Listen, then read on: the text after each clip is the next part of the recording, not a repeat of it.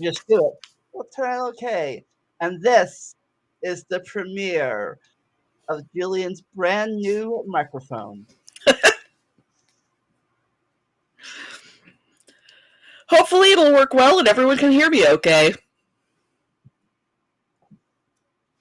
Today we are going away from historical documents to a little bit more of a full paper, but different kind of paper, comic papers. Yeah. Comics in the 50s. So the comic scare is finally starting to lose control of the industry a mere, 70 years after the fact. But back in the 50s, there was a fear about the rise of juvenile delinquency, which I have been unable to find any statistics that say crime among teenagers was on the rise in the 50s. Like, there's a lot of fear of it. I can't find any actual statistics. Does this have anything to do with the Red Scare at the same time, or different? It probably does. There's certainly a little bit of interplay between the two. The 50s is a weird time in U.S. history because, you get the adults have lived through the Great Depression and World War II. And those are traumatic events in world history. I don't know. Sorry, go on. There are some who lived through Prohibition. I mean, these are messed up people. I could be wrong, but I remember watching this on the History Channel back when it was still the History Channel. Right. About how early comic books, like in the 40s, Marvel and Superman, Batman, and Captain America, all of them were all Nazi fighting people, and all of a sudden, they're communists now. They're communists. Yeah, Captain America debuted punching Hitler on the cover. That is Captain America right there, punching. And God's love it, he comes by it honestly because one of his creators, after that comic debuted, had Nazis, because there were Nazis in the United States at the time. I mean, still are, but had Nazis come down to the company to threaten him, and he was all in. He was going to beat the crap out of them. They ran away because they weren't expecting that.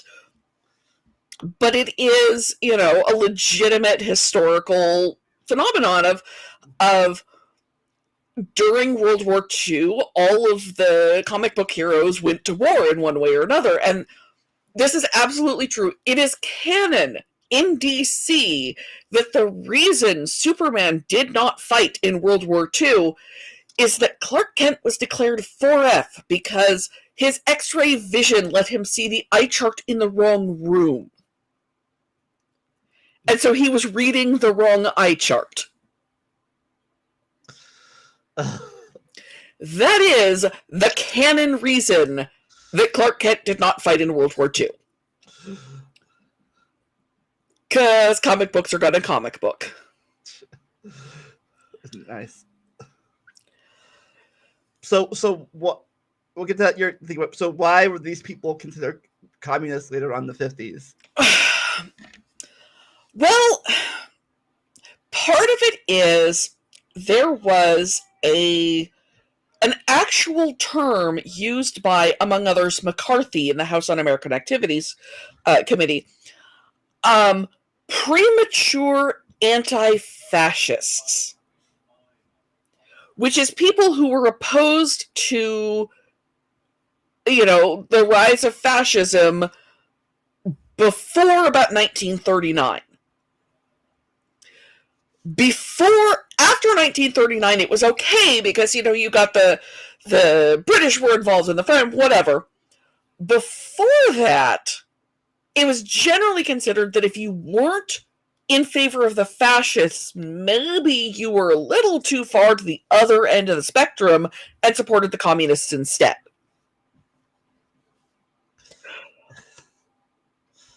That is one of the reasons.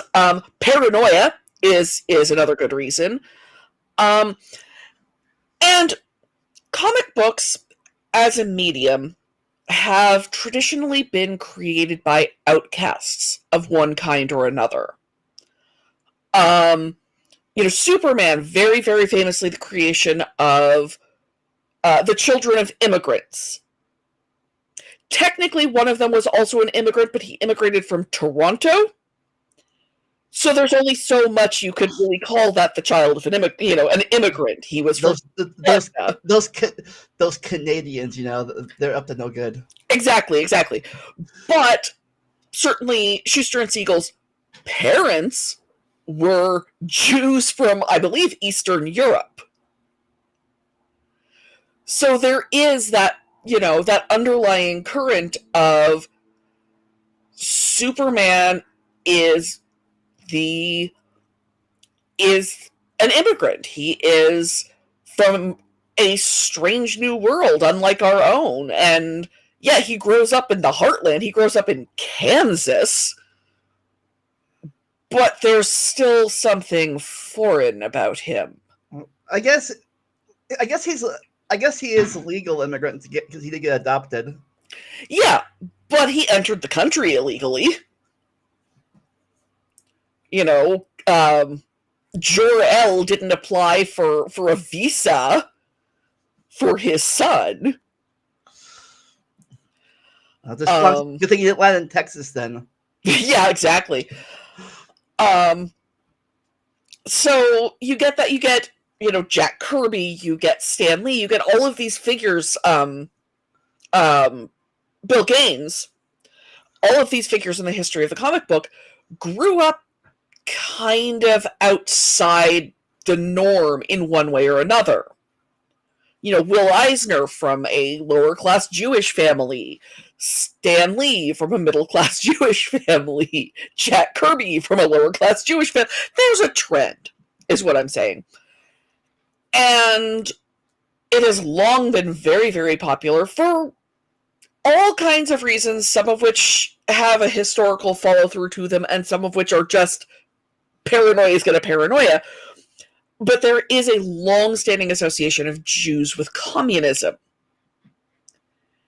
And so you get, McCarthy was not fond of the Jewish people in general, let's say. So you get the kind of paranoia about Jews. Are you saying McCarthy was paranoid person? I mean, if the bottle fits, drink from it, I guess. Because, yeah, paranoid alcoholic is not a phrase I'm actually using to describe McCarthy, but I could. So you get this kind of combination of, and really it's all about conformity. Yeah, I mean the Jewish people have been, attacked for centuries by this point, and now you add the new threat of communism on top of that. Yeah. And it is a stereotype to say that the Jews control the media. It is true that a lot of new businesses were things that it was easier for Jews to get into. You didn't have to worry in, 1915 about the old guard of Hollywood keeping you out of the film industry. And you didn't have to worry in 1938 about the old guard of comic books keeping you out of the comic book industry. In the same way that it was harder for anyone who was not waspy to break into a lot of businesses. Because you couldn't get into banking or stockbroking or what have you if you didn't have this family heritage going back to Plymouth. So, who were the major comic book heroes of the 50s? I think this is before. I think this is before Spider-Man. This is before Spider-Man. Spider-Man's from the 60s. The X-Men are from the 60s. Fantastic Four are from the 60s. Superman, Batman, the original Captain Marvel. Let's be very, very clear here. There are two Captains Marvel. And, is this the one that later became Shazam? This is the one that later became Shazam because these days we think of two main comic book companies putting out superhero comics. We think Marvel and we think DC. But in the early days, there were all of these tiny little presses that had maybe 3 names to them, and they were all buying and selling each other, not just the comics, but, you'd buy, one of the companies would go out of business and another one would buy their entire cast of characters. So who owned the name Captain Marvel was a little hard to figure out for a while. And so there were 2 Captains Marvel, and they started calling actually the older one Shazam. And Marvel owns the name Captain Marvel, but not the character that I think of when I think Captain Marvel. So, okay. But you did get him. Captain America was new in the late 30s. No, he was 1940-41, right before Pearl Harbor. The Green Lantern existed, Wonder Woman. Oh, and we'll have things to say about Wonder Woman as we go along. Most of the big names from that era that people would still recognize today are the big DC characters. Marvel existed. Marvel had a few characters. Marvel was small fry compared to DC at the time. There was just no competition. It wasn't until young Stanley Lieber started working for his uncle in the 60s that Marvel would really take off. So most of his stuff isn't involved in the comics are bad situation. Yeah. And the other thing to remember is that comic books at the time were not just the superhero comics. The superhero comics are most of the market today. But in the 50s, you'd have the superhero comics, you'd have Western comics, you'd have love comics, you'd have true crime comics, you'd have children's comics. Disney to this day publishes comic books. Yeah, I used to read it. I used to get the Disney Adventure magazine back in the early 90s, late 80s, and and this is actual, like, more so in Europe. There are several countries that have comic books where Donald Duck is a superhero. So this is real comic books, not magazines. And so you'd have all of these different kinds of comics, and what almost all kids read comics, and it was just what kind they read. And the big one, which in our image here we've got for them reading an issue of, is the horror comics. And I'm not going to lie, the horror comics could be a lot. So who is this guy? This is Dr. Frederick Wertham. And Dr. Frederick Wertham, born in Germany, I don't remember the year. Let me scroll down so I can see if I've got this in my article here. He was born Friedrich Wertheimer in Munich on March 20th, 1895. So he has experienced a lot. He studied at prestigious European universities. He got an MD in 1921. He studied under 2 different leading lights of early psychiatry, including prominently Sigmund Freud. We'll get back to him too. And in 1922, he immigrated to the United States. So remember, when we talk about him, he has lived in this country for decades at this point. He has survived Prohibition, the Great Depression, and World War II in the United States. 1932, he moves to New York. He starts working at Bellevue, where he's mostly working with criminals. 1946, he opens a low-cost psychiatric clinic in Harlem. He sees mostly black teenagers. So this is a man, and I hate Wertham with the fire of 1,000 suns, but he was working with underprivileged people, and by all accounts, he was actually doing good work. And the one thing I have to say about him before we really get into things is the one unalloyed positive I have to say about Dr. Frederick Wertham. So, you studied, I assume, segregation in school. Yeah. Did you ever see the study that was done where they presented young children, we're talking maybe 3 or 4 year old children, with 2 nearly identical dolls, and the only difference between the dolls was their skin color? I remember that part. So this is a study that was done, and I don't remember how many. Honestly, at this point, I assume there were probably some methodological issues with it because we'll get to that. I don't think we, at least in Ohio, we didn't go out that far basic. We just, we talked about the school thing. How they had to call the National Guard in that let the kids go to school. Yeah. I mean, I grew up in LA, so probably we studied a lot more about the civil rights movement and so forth than a lot of other places. But they took a bunch of kids, and some of them were white kids and some of them were black kids, and they were all about the same age and about the same socioeconomic level, and they controlled for, as far as I know, they controlled for as many things as they could.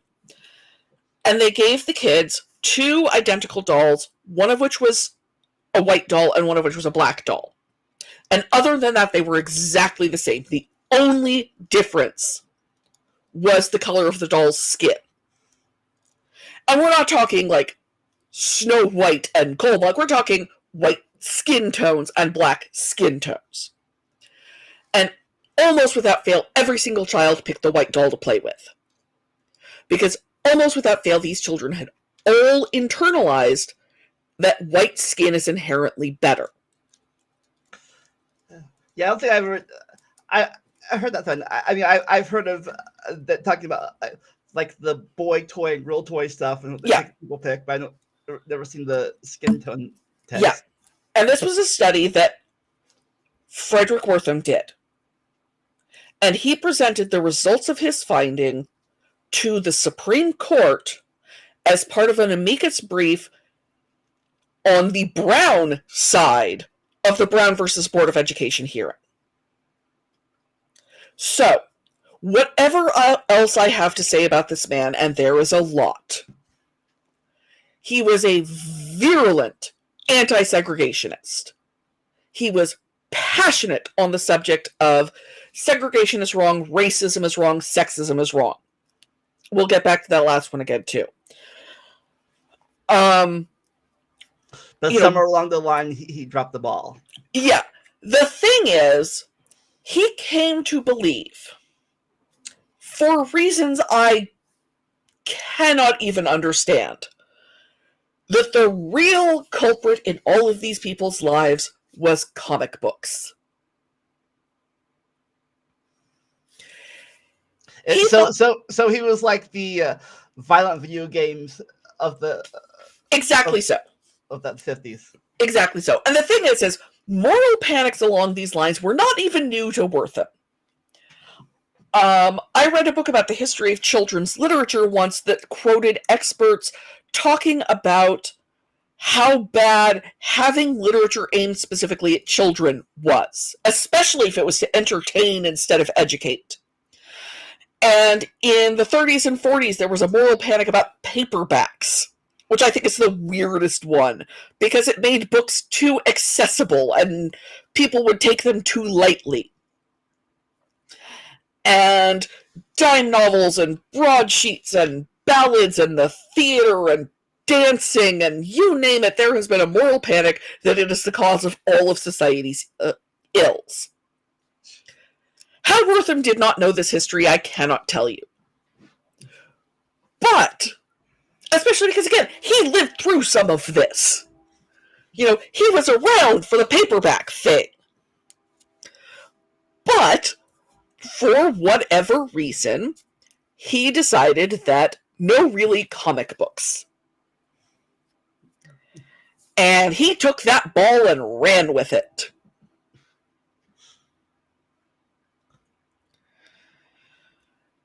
So what comics did he say were dangerous for kids to read? All of them, or just some of them? Oh, pretty much all of them. He allowed us how the Disney ones weren't bad.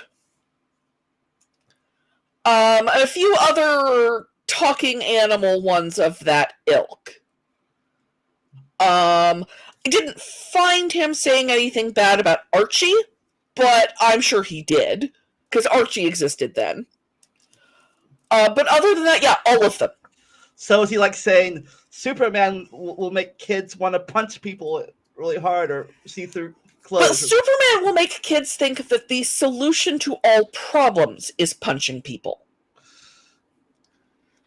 Now, I have read, obviously not an original copy, of the first Superman comic book, which I don't think Wortham had. Do you know what he does in the first Superman comic book? I do not know. Was this one that back when it was still was this when this first Superman, or was it still back in the Detective comic series? This is Action Comics #1. The very first Superman. One of the things that there's 3 or 4 little short stories all in the first issue. And one of the things he does is he discovers the evidence that will prove that a woman about to be executed is innocent. And his whole thing is getting it to the governor before her execution. Was this Lois or somebody else? It was somebody else. It was just some random woman. One of the first things he does is bring the evidence to the governor to save this woman's life, working by having the governor stay the execution and issue a pardon. Which I'm pretty sure is different than just punching people. And yeah, okay, he punches some mobsters in the same issue. Yeah, that happened. And he was less Boy Scout in that issue. He's running along the electrical wires holding a criminal, and he says that, you know, if he touches the telephone pole, then they're done for. Whoops, almost touched that one. Jesus Christ, Superman. You know, Batman also did more working, has always worked within the system to a certain extent. You know, his friendship with Commissioner Gordon is a whole thing. Also, he shoots a gun in his first issue, but that's future lore. But yeah, it was children will think that all problems can only be solved with violence. Bruce and Dick will make them gay. Wonder Woman will make them gay. Okay. He had a whole thing, you know. And it's kind of sad. One of the recurring themes when I read this book is that he kept almost getting it. Because he talked, God knows how he talked to openly gay people in the 50s, but he talked to gay people about Batman and Robin. And they would tell him how they identified with these two men who were living together and openly sharing a life together. And what Wortham sees is, therefore, obviously, these characters are making people gay, whereas what someone with a little more media literacy sees is these people need someone they can identify with. Yeah, I never understood the Batman Robin.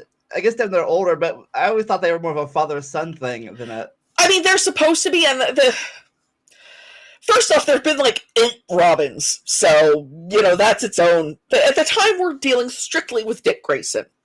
Robin number 1.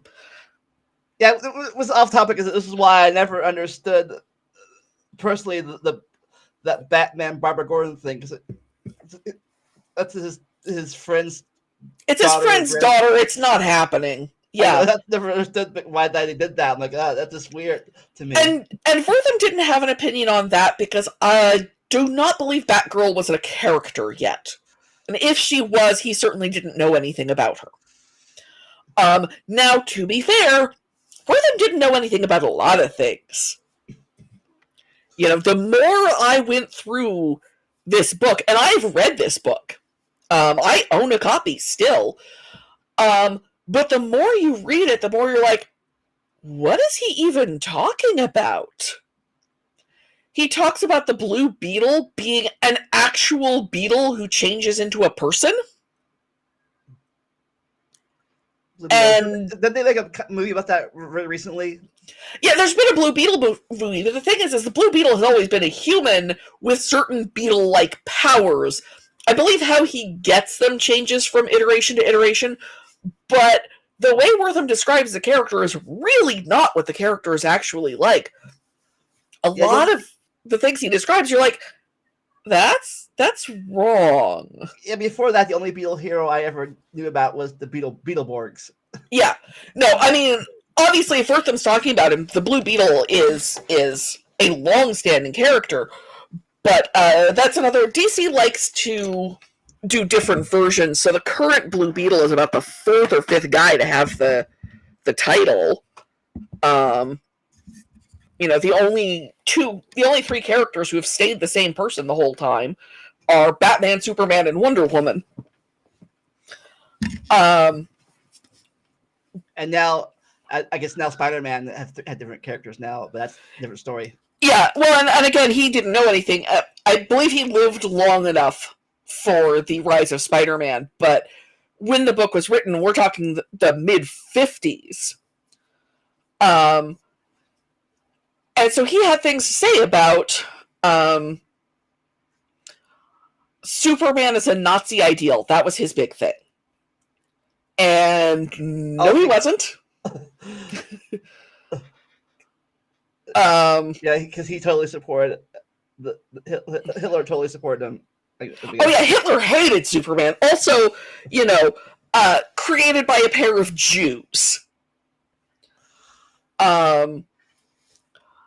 So Wortham was at least as worried about Nazism in the comic books as communism. But one of the other things that he didn't get was that presenting something isn't necessarily the same as supporting it.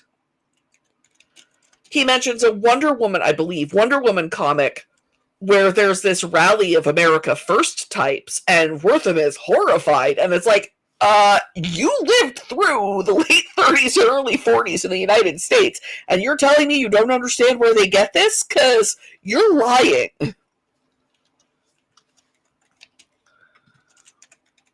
I'd like to introduce you to Charles Lindbergh for a minute, who thought that the United States should join the war on the side of Germany.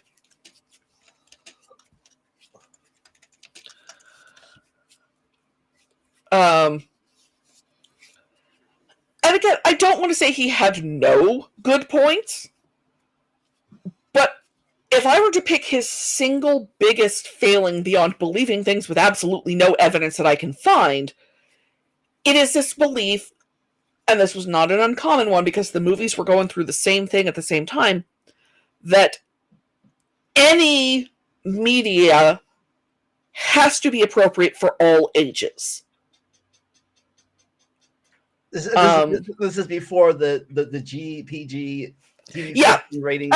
At the time, what the movies had was the production code. And there was a list of things that you could and could not show. And no movies were allowed to show them. You couldn't have a movie aimed at adult audiences that covered adult topics because a child might see it. Of course, they did stuff in early like I watched an early Tarzan movie and they had like Jane swimming naked or something. Oh yeah, that's a pre-code. That's there are some pre-code movies that had a lot going on in them. But the production code really came into place and was really established about 1934. And once the production code was in place, things got locked down. Married couples couldn't be shown in bed together unless at least one foot was on the floor. Yeah, that's why Fred and Wilma slept separate beds for a long time. Yeah, twin beds were the only married couples that were allowed to share beds on TV until the Bradys were married couples played by married couples. So it was okay for Ozzie and Harriet to share a bed because Ozzie and Harriet Nelson were an actual married couple. And it was okay for Lucy and Ricky to share a bed because Lucy and Desi were actually married. But Lucy couldn't say the word pregnant when she was actually pregnant. Gasp! So, yeah. So the 50s were a very repressed time in pop culture because things had loosened up a lot during the war. Because they do. That's, the practical effect of a situation like that. And everybody wanted to go back to the way... Everybody in power wanted things to go back to the way they were before. It was the early Make America Great Again crowd. Yeah. Oh, yeah. And so, women had to go back into the kitchen. And what do you mean blacks want to eat at the same restaurant we do and stuff? Yeah. After they saw what happens in Europe. And the thing is Wortham talks in one of his chapters about how comic books paint this horrible image of American society and, show that we're an oppressive and blah, blah, blah, blah, blah. And it's like, no, that's not comic books. That's the news. What is showing the bad side of American society is people in other countries are watching children being attacked with dogs and fire hoses for wanting to go to school. They aren't getting that from comic books, my friend. He is also not willing to admit how strongly societal influences will impact a child. I did some math when I was writing this up. In 2016, so this series of articles is a while ago now, but I've reread them, and I did some math when I was working on it, and my mom is about the same age as the kids he's talking about. And my mom never turned to a life of crime. But another person who was, maybe 10 years older than the people he's talking about is a certain person who, as long as he could remember, had always wanted to be a good fella. And Wortham absolutely does not accept that watching mobsters walking around your neighborhood in nice suits with girls on their arms and driving fancy cars will make you want to be one of them. he also never accepts that maybe some children leading lives of crime don't want to. He talks about children as young as 10 being used as runners for gangs. It's like, well, are they choosing to do that? Or are they doing that because, an older sibling or a parent is forcing them to? Like, what are we talking about here? And if they do choose to, are they choosing to because they see the gang members as having more money than everyone around them and more security than everyone around them? Like, these are really basic thoughts that Wortham rejects on the grounds of, no, seriously, comic books. So what was his solution? Get rid of comic books. Imagine the world today if he succeeded. There's a reason that the final article image that I used in this series was a picture of Captain America. I think, if I remember my chronology correctly, Avengers had just come out. Or, the original Avengers. The first one, yeah. And so I used an article image of Captain America, played by Chris Evans, as like, and this is the world we have now, and wouldn't Wortham hate it?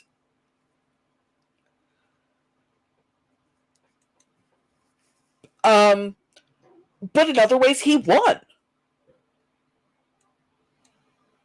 Because, again, it's not just the superheroes.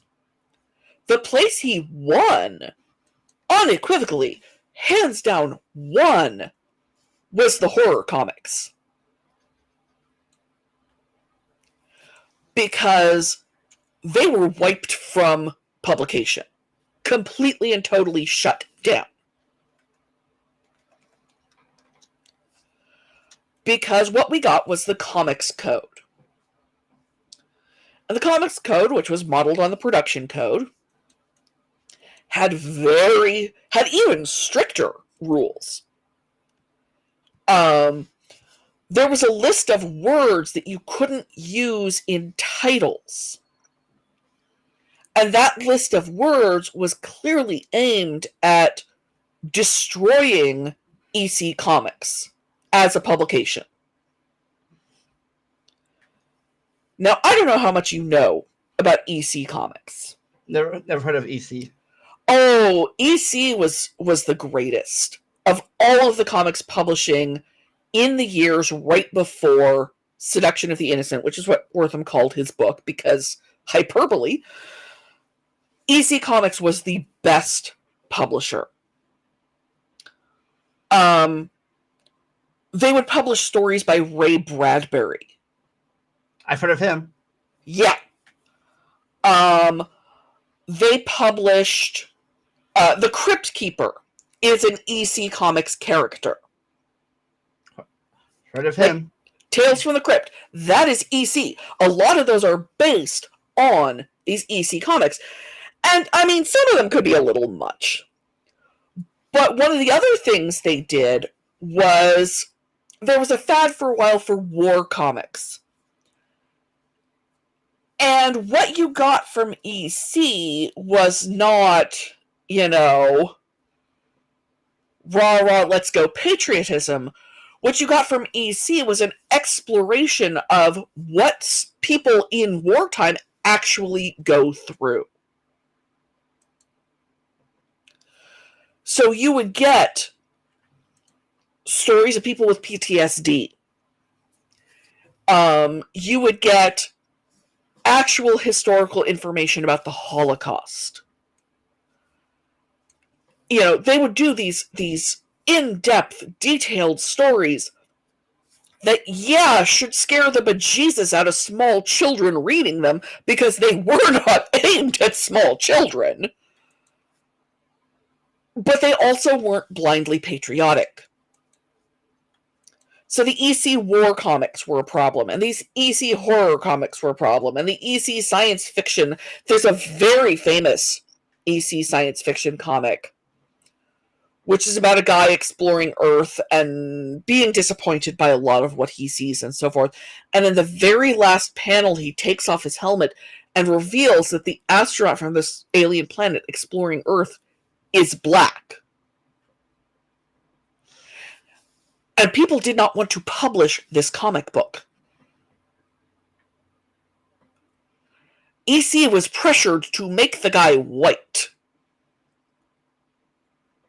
which defeats the entire purpose of the story. But they were basically told that he can be any color as long as he's not looking like a human, a black human man.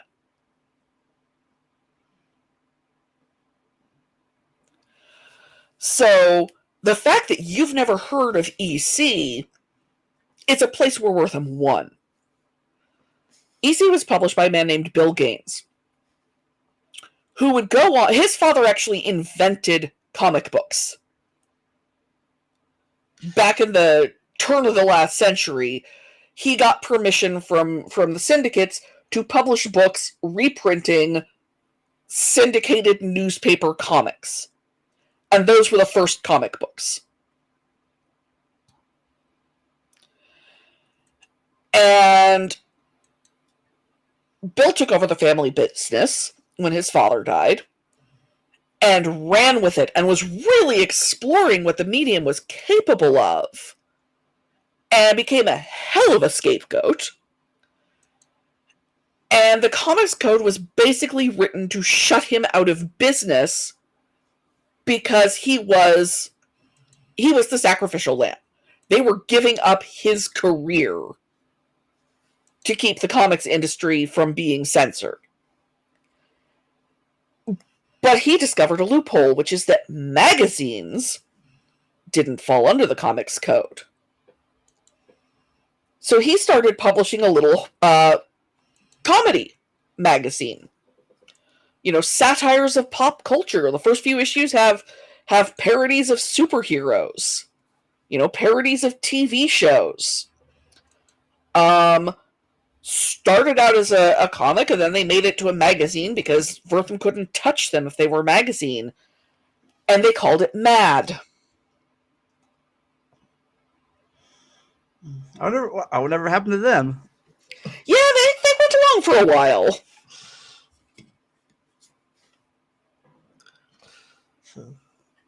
Yeah, is it only very recently we've actually had black main characters in comics? Oh, no. Black main characters in comics go back to the 60s. Late 60s, early 70s.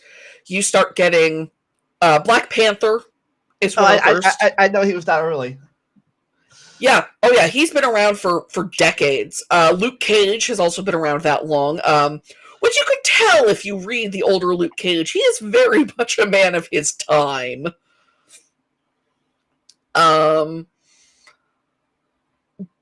But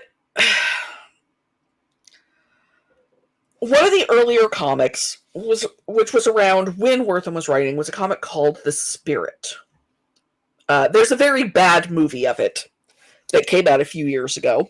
I think I've heard of that. Not that character. The character is great. The movie is not. I saw it in the theater, and fortunately everyone in that theater was on the same wavelength, and we had a great time laughing at the movie. But in the early days of the comic, the Spirit has a manservant, which is, was a thing at the time. I believe the guy's name was Ebony White. And he was black. And the first time I ever saw a Spirit comic with Ebony as a character in it, I wondered why the Spirit had a pet monkey. Because that is how stereotypically he is drawn. Mm-hmm. Now, to his credit, Will Eisner, who was the creator of the Spirit, among other things, took on criticism from actual Black people and changed how Ebony was drawn and how he spoke and things like that. And he became a better and more well-developed character. But Ebony is one of the first Black characters in the history of comics, and it's not a good look. You would also get Jungle comics. And those would be every bit as racist as you assume. It's another one of the handful of places where I actually agree with Wortham, as he says that in the Jungle comics, the jungle isn't a place so much as it is a state of mind. So yes, that is very true. So you would get,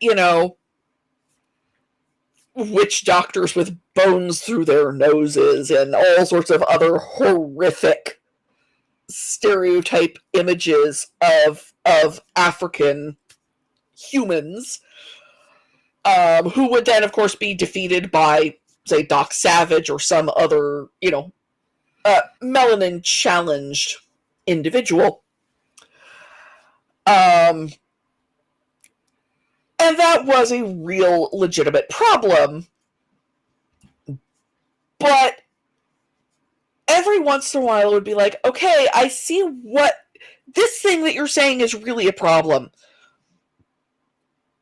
But fixing that isn't going to solve the world's problems.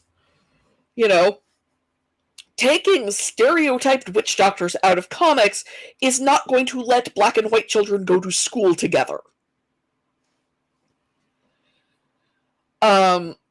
He talks, in one of his chapters, he talks about body imagery. In part talking about the ads you get in comics about, girdles and push-up bras and whatever, and, bodybuilding courses to make children want to change the shape of their bodies. And he's right that that's a horrific problem, but he talks about how it's only in the comics, and I looked it up, because it's the kind of person I am. And my mother was about 14 when 17 magazine was first published. Which means my mother was the perfect demographic for 17 magazine when it was first published.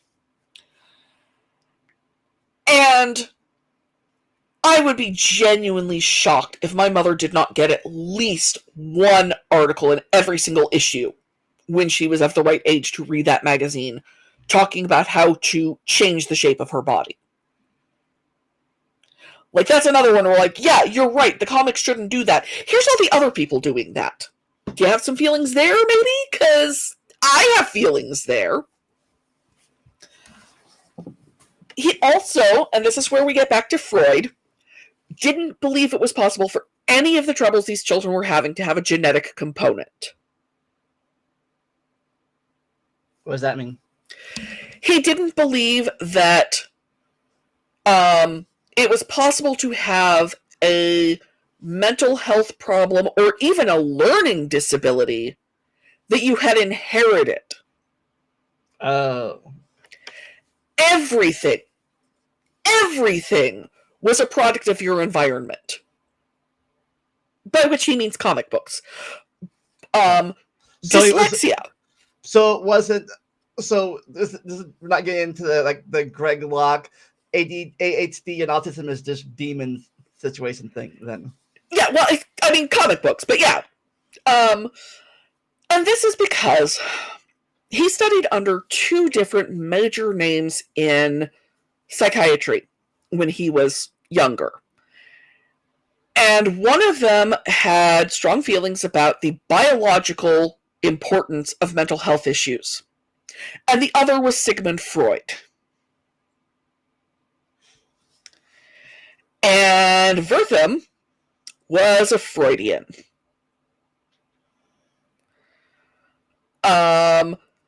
It's kind of a drinking game when you read Seduction of the Innocent, which I do not recommend you do, but if you should choose to read this book, it's kind of a drinking game to note every time he makes something about sex. And And I'm not going to lie, some of the stuff in the comics is about sex. I'm going to change my page here, and Right. I scanned his photo insert. So, give me a second here. Yeah, here we go. So, let me, yeah. This image here, yeah, that's about sex. I guess that was risque for the time. Looks Oh, like. yeah. Nowadays, I don't. Would that be like a PG maybe? Yeah. This one. That's about sex.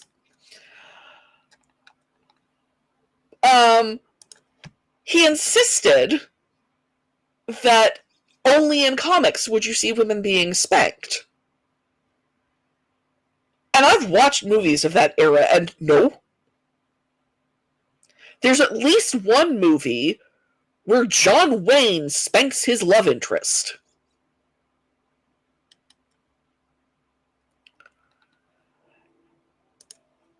Yeah. That one's about sex. So he's not wrong. Some of these were. And there is the whole Wonder Woman thing, which he had causality completely backward about. He was like... Yeah, we'll get to... So how did Wonder Woman make people gay? Well, Wonder Woman lived alone with sometimes young girls, apparently. I haven't read any 40s Wonder Woman or early 50s Wonder Woman, so sure, maybe, I don't know. But she was a strong woman who dominated men. And, you know, he's not wrong, and that is what she is intended to be, and, you know, her creator could... Well, that's what all... Isn't that what all Amazons were? Even... Yeah, here's the thing. The creator of Wonder Woman was into certain adult practices that put a whole new spin on that whole golden lasso thing. I'm not going to deny that fact. Domination? Oh, yeah. He had a few kinks, did the creator of Wonder Woman. And yes, Marston, who also invented the lie detector. And yeah, Wonder Woman does demonstrate some of his kinks. But also, legitimately, he wanted a female superhero character that little girls could look up to. And Wortham wanted there to be a female superhero character that girls could look up to, but not like that. He never really establishes how she should be, because every single traditional value he talks about women wanting, except for kind of implies that they should all be staying at home. But, you know, femininity and you name it, there is a comic book character who has that attribute. And if he knows about her at all, his response is basically, but not like that. So, he's also shocked at the idea about anyone wearing foundation garments, which is the euphemism we used in the 50s for, like, corsetry. And he'd been married for a really long time, and I wanted to know what kind of underwear his wife wore, because he doesn't seem to know about any of it. Every once in a while you get kind of an insight into his marriage that he doesn't know he's giving you.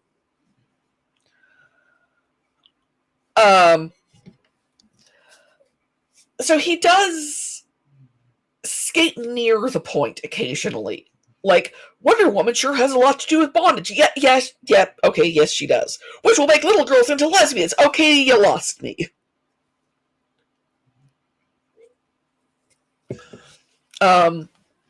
He gets mad at one point because Bruce Wayne and Dick Grayson go out on the town in matching nightwear. Like, matching evening wear. It's like, It's the 50s. They were wearing tuxedos. Tuxedos at the time all kind of looked alike. You know?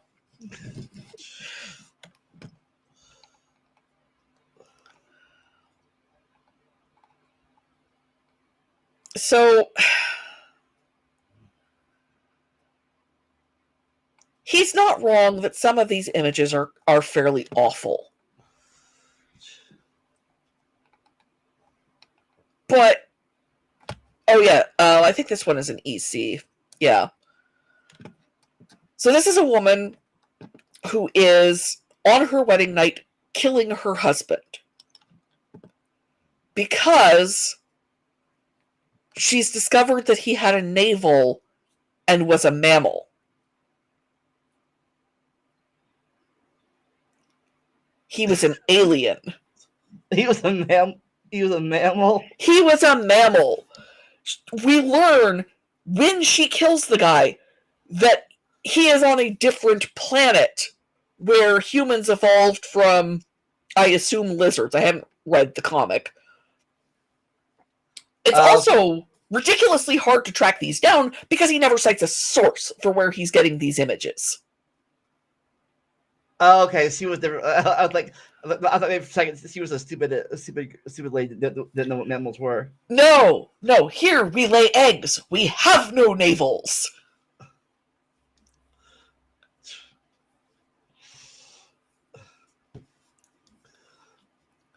So it's EC really thrived on those twist endings. Yeah, because that just reminds me of a topic argument I've been having on Twitter recently with this one guy who says humans are mammals, but they're not animals. Yeah, I heard about that one, and it just reinforced my desire to never go on Twitter. He was absolutely convinced that if it appeared in a comic book, kids were going to imitate it. And if it appeared in a comic book, people were going to... the comic writers were in favor of it. Yeah, same thing. I saw a video about 10 years ago or so. Where they make fun of this stuff, and he said people in the 80s grew up don't have a desire to go stomping on turtles and going in drain pipes. Yeah, exactly. Yeah. This image here is from that first Superman. That's Superman in his first appearance. The art would improve. And that's the governor. He has woken the governor up with 9 minutes to go before this execution in order to save a woman's life. Oh, yeah, the one you talked about earlier. Yeah, this is Superman going through the system, sort of. He breaks into the governor's house, but, you know, you do what you gotta do.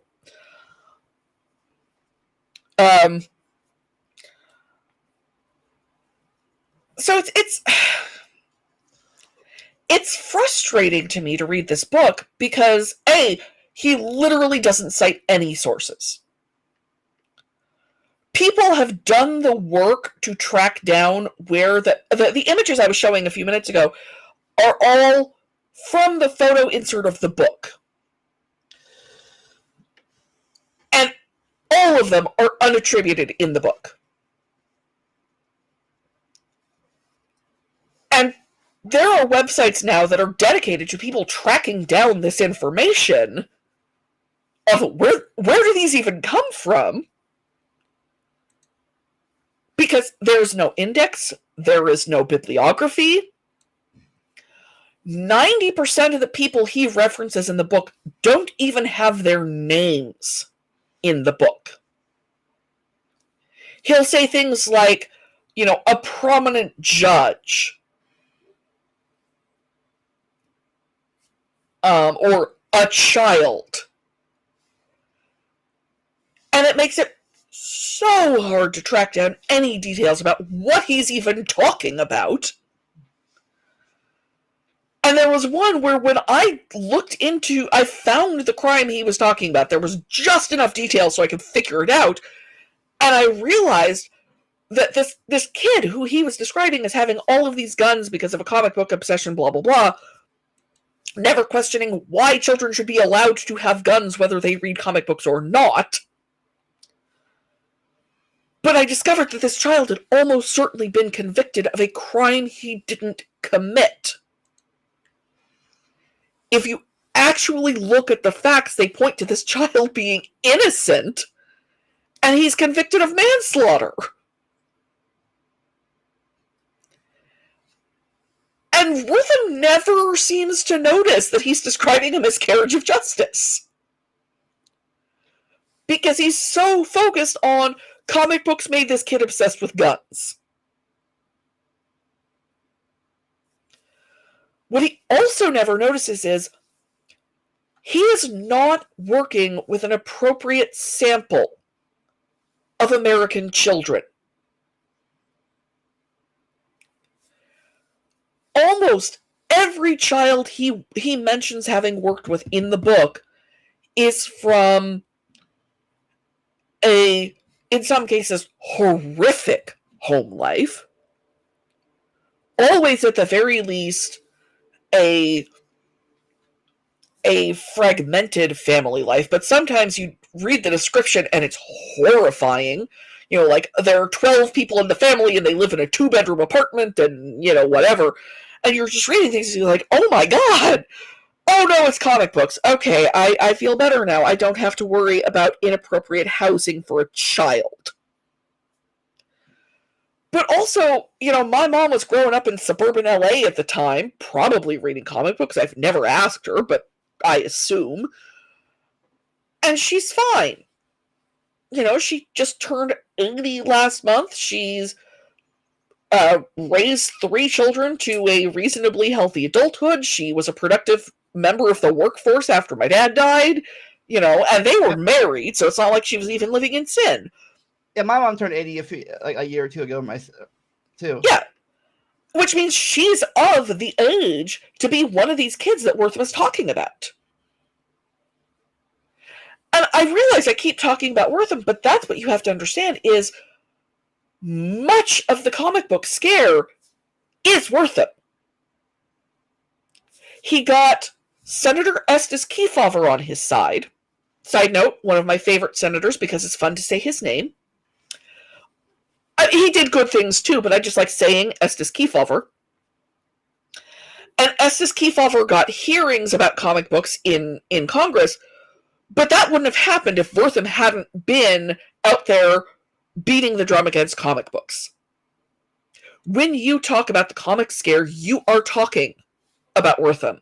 And the comics knew that. Right. Hey, fast. If anybody wants to read her article, I put it in the comment section. Thank you kindly. You know, I read every single page of his book. I've read it more than once, but for this series of articles, I read every single page. I took notes. I did research. And once a week, I wrote about one chapter. And the chapter that we're looking at the image for here is me being very, very angry about how he gets Superman wrong. Because he gets Superman so wrong. But it's a joke with some of my friends. Whenever he comes up, you could just see me seething with rage. And part of that is I know what he was capable of when he was doing good work. If Wertham had never... I'd argue he never worked with Freud, but we'll go a step further.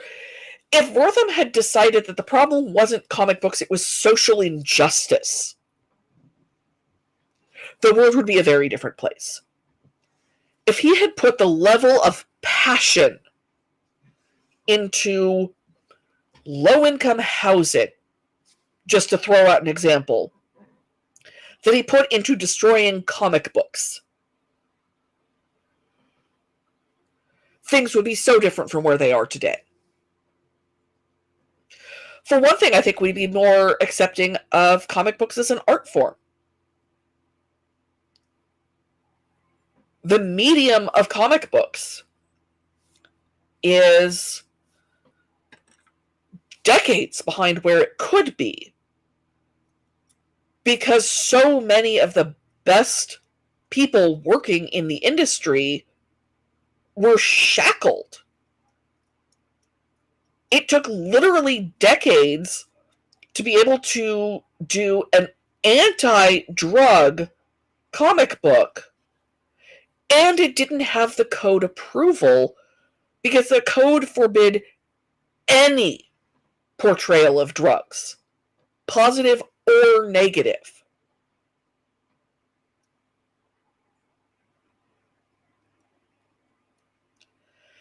And sometimes, like Will Eisner, they'd go into, Will Eisner invented the term graphic novel. And his post-Spirit work is amazing. He did a graphic novel called Fagin the Jew, which is Oliver Twist from Fagin's perspective.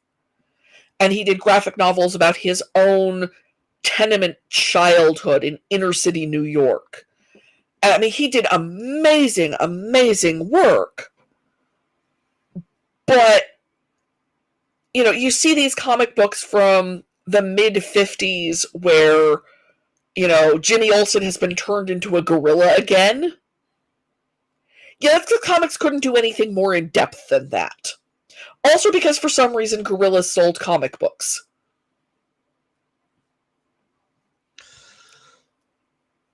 I'm sure Erica would be happy to hear that. Yeah. Oh, no, she'd be thrilled. They actually had to start putting restrictions about how many comics in any given month. This is the publishers are putting restrictions on how many comics in any given month were allowed to have gorillas on the cover, because they discovered you get a boost in sales. So they kind of had a rotation of who got to have the gorilla that month. No one quite understands what was going on there, but they're like, wow, like okay. Okay, January's DC, February's EC, March is Marvel. Not even that. Like, April, okay, so January it's Lois Lane. February it's Superman's friend Jimmy Olsen. March it's Batman. Like, that is how narrowly they were dividing it up by title. I mean, 50s comics are very deeply weird, but it's because they were figuring out what they were allowed to do and stay in business. And they could only have, silly adventures because the serious ones were forbidden by the code. The Flash versus Grodd. Yeah. The Flash versus Gorilla Grodd. Gorilla Grodd exists because gorillas sold comic books. So, is there a person trying to still do this now in the present day, or is... Not really. For one thing, the nature of the art form has changed so radically. It's almost impossible to imagine today how many comics were being sold in the 50s. And part of that is there wasn't the kind of robust picture book publishing industry that we have today. I went to a bookstore with my 10-year-old yesterday, and there were hundreds of picture books, and we were a fairly small bookstore, but there were hundreds of different picture books on these shelves. And that was much, much less a thing in the 50s. So if children wanted illustrated stories written at a younger age level, mostly what they had was comics. Yeah, and like I said, this is just American comics. We're not even getting into Japanese manga at this point. Oh, we're not getting into Japanese manga. We're not getting into the weird world that is European Disney superhero comics. That's a whole other... It is a whole other thing, and I am not an expert on that because I just kind of stare at it blankly. But in the United States, in the early 50s, millions of comic books were being sold every month. And part of that was comics were cheap. Any kid could probably find a dime a month, if not more. and buy a comic book. Of course, now those other comics are like a few $1,000s to $1 million at this point. Oh yeah, no. Bill Bryson in his autobiography, The Life and Times of the Thunderbolt Kid, talks about a supermarket in his hometown that had just literally a pit of comics. And your mom would go grocery shopping and she'd drop you in the comics and you just sit there until she was done. And I have a comic book store where I lived. It's closed now, but I couldn't read them. I had to buy them and get out. I can flip through the thing. Well, these were probably all older comics that kids had bought and then discarded. Nobody can know how many comics any kid was actually reading in a month because the trades were so intense. As well, I finished my Spirit comic, so I'll trade you for your little Lulu or whatever. And so nobody knows how many comics kids were reading in those days because you could not track it. We know somewhat how many were sold, but with the publishers going out of business and buying and selling and whatever, we can't even really be sure of that. So was this like the early 80s video game thing where, to me, there's so many video games out there, it's like market crash or something?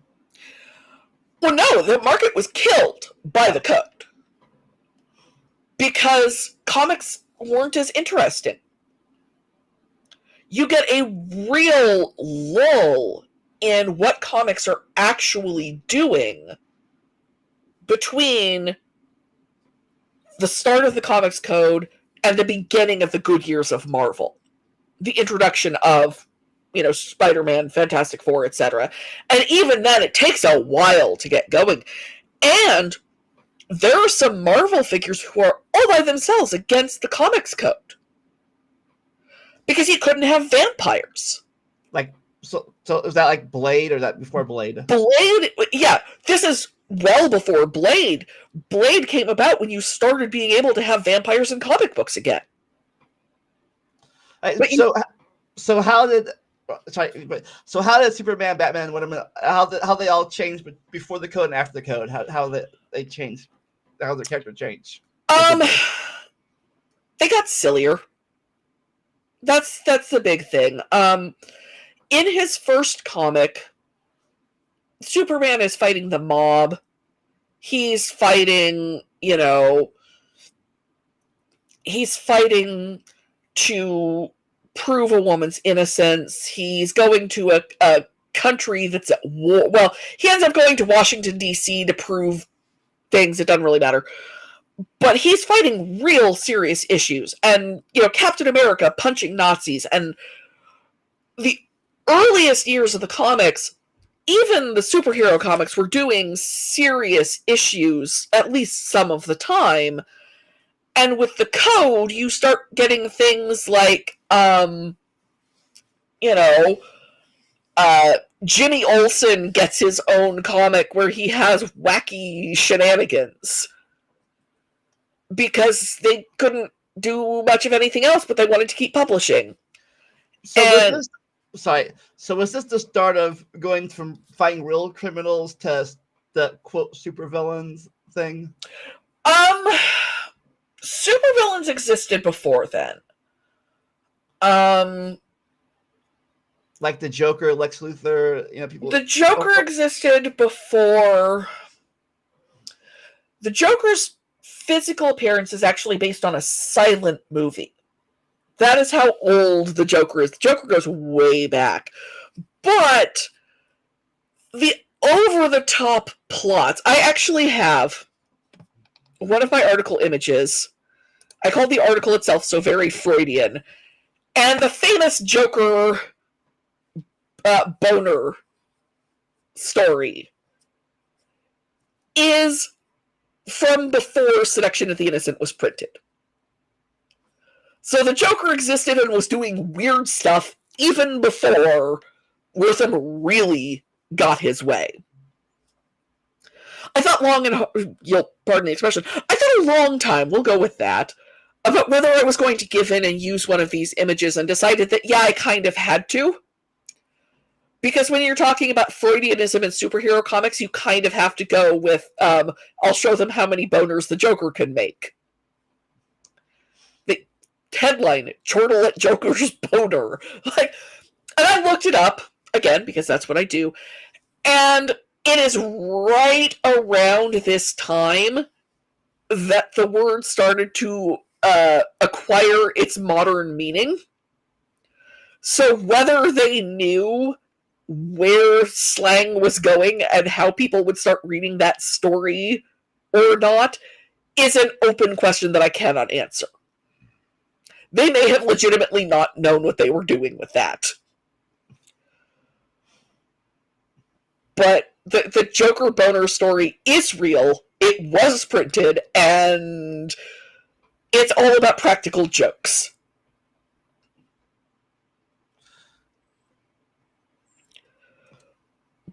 But if you think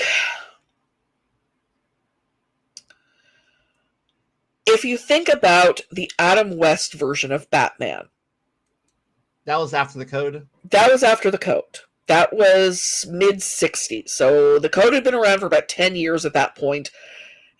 And in the TV show at the beginning, they don't have a butler. They have Aunt Harriet, because it was considered kind of weird that, 3 guys were living alone together. So no Alfred. No Alfred and they eventually brought him back because you kind of can't not have Alfred. But the character of Aunt Harriet was created, I think, for the TV show so that he would be a little less gay. Aunt Harriet. That was like the comic version of what that oh god, the Andy Griffith show, or that Aunt B.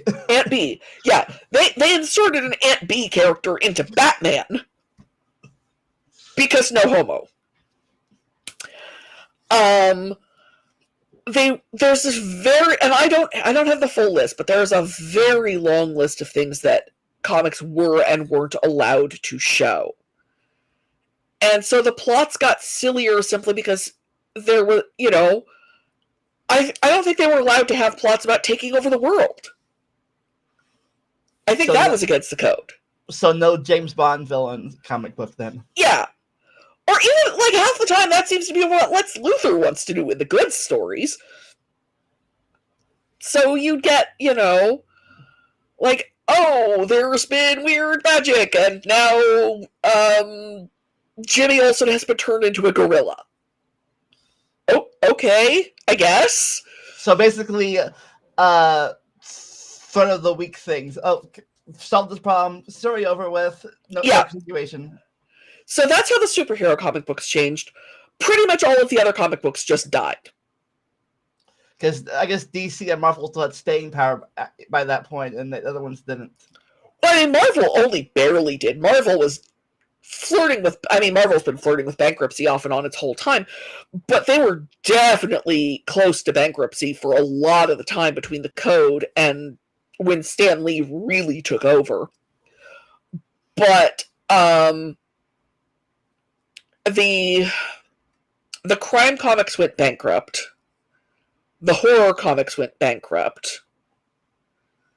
A lot of the heavily children's-focused comics started becoming magazines, and also TV was really becoming a thing at the time.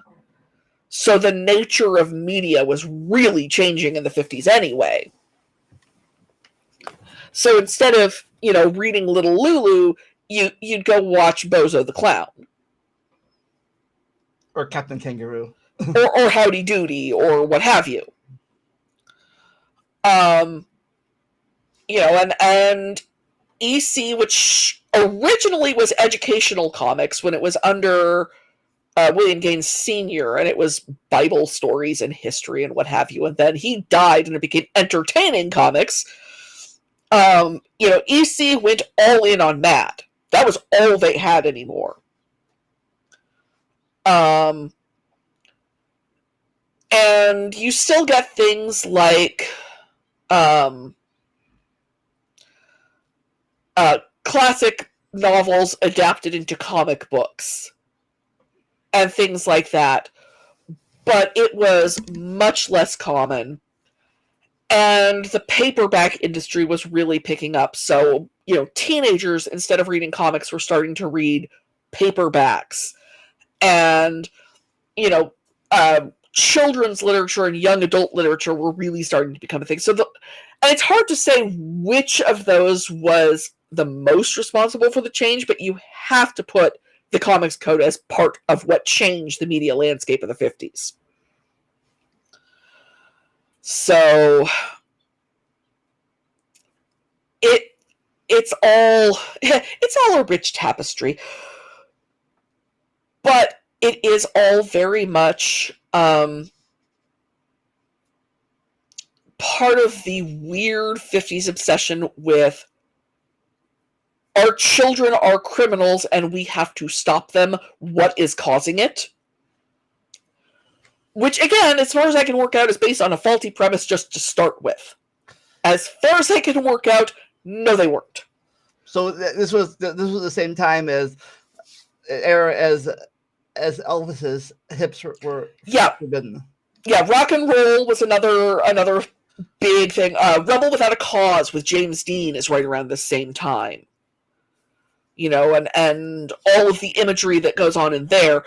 And a lot of the shorts that are on Riff Tracks and Mystery Science Theater 3000, what about juvenile delinquency? It's like, we've got to come up with a way to keep our children from things that they're doing that are bad. And crime was not up.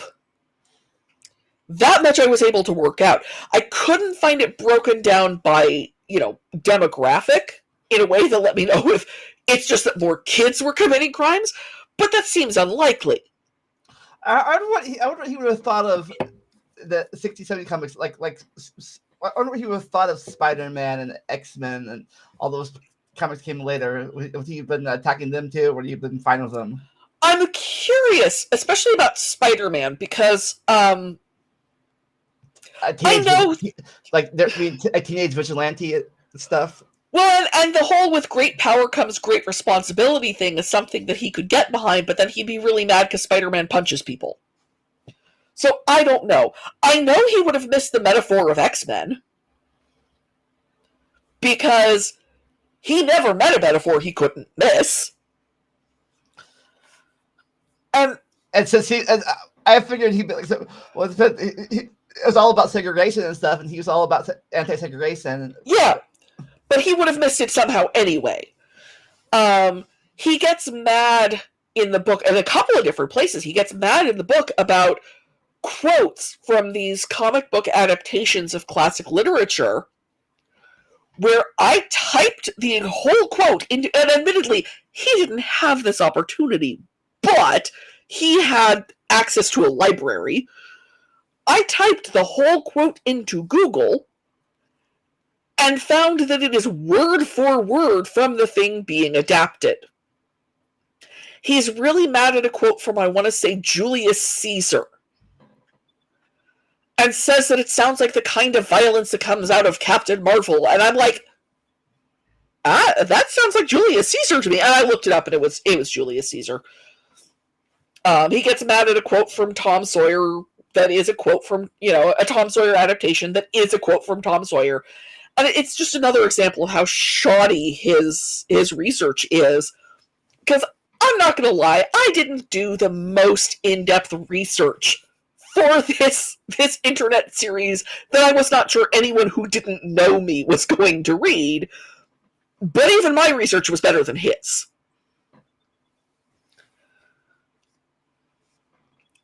And my research was harder because he had, at least in theory, access to the primary sources, which I did not, and he didn't give me enough information to try to find them.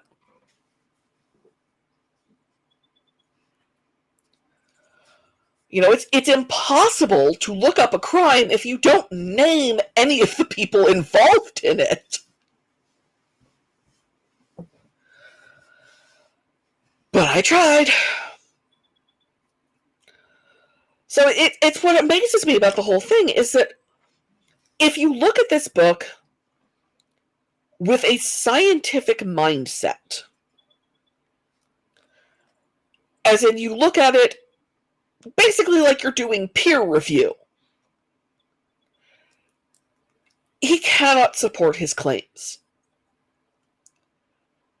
Every single study he mentions is so poorly done, or else he doesn't give you enough information to find out whether it was poorly done or not. But unfortunately, this was the 50s, and stuff like that got pushed through anyways. Well, and the thing is, this was not a scientific paper. He was writing he was writing a book. And he was writing the book not as a work of science, but as a work of persuasion.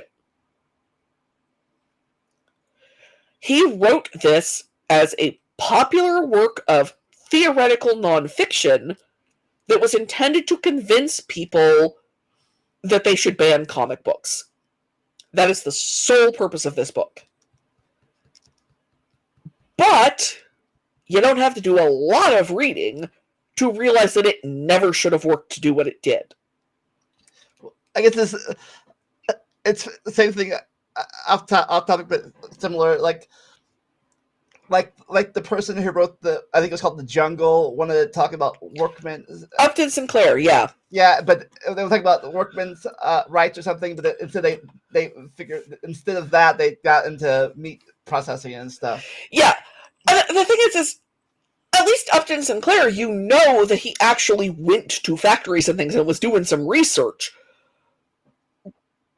And he wrote that as fiction. I didn't finish it because I didn't like it. But I've read some of The Jungle, and it is a novel.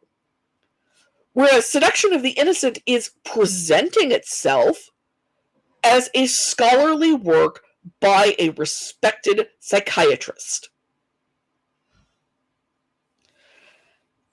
And it was a work by a respected psychiatrist. But A, people should have lost their respect for him because of it. And B, it is anything but scholarly. It is such a shoddy piece of writing that I just picture some of my teachers from high school eviscerating it if I had tried to turn it in. And there are one or two places where I'm like, okay, this is probably a language barrier. Because there's one or two word choices that just grated on me. But there are a lot of things where he talks about, for example, how pure and innocent Grimm's fairy tales are. I'm like, my dude, you're German. You know better. I don't know if you know what happens in some of the old versions of Grimm's fairy tales. But there's people made to dance in red-hot iron shoes and put into barrels with daggers sticking inside them and rolled down a hill. And yeah, Disney definitely nerfed some of the stories. Well, you can't even blame Disney, because by the time my mom was just reading picture books, they vulgarized the heck out of those books. Disney bears some blame, but even if you read 1930s versions of the stories, they've cut a lot of the gore out. There was a stretch where people thought that children were pure and innocent, and all I can say is those people never actually talked to children.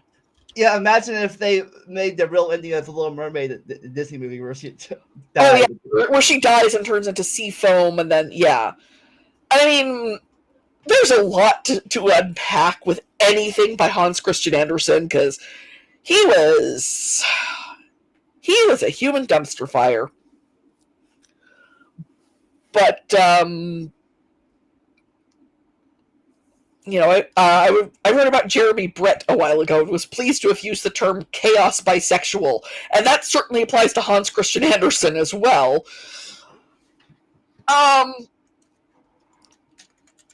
But Worthen has this belief that before comic books, there was nothing untoward in media produced for children.